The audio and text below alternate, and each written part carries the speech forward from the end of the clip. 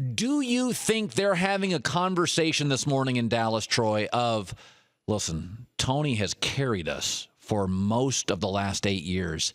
We got to go find the next guy at quarterback.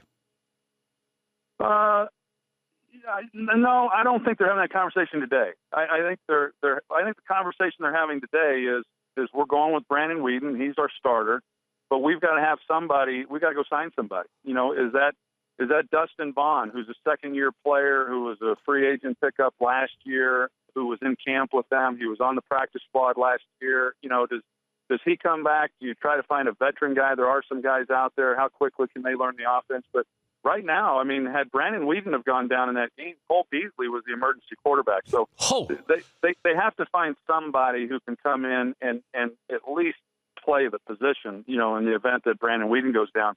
You know, but you bring up a good point, Colin, in that, you know, Romo's had 2 back surgeries. He barely got touched. Barely.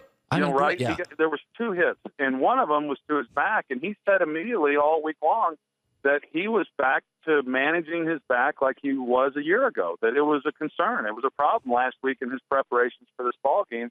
And you say, wow, for a guy who didn't get hit but twice, you know, and he's 35 years old. Now he's got a second broken collarbone.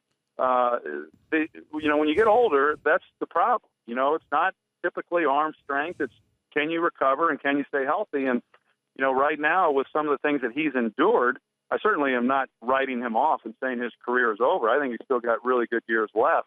But, yeah, I think within the next year or so, you got to start looking at, okay, well, are we going to draft some young guys and at quarterback position, much like the Packers did for most of Brett Favre's career?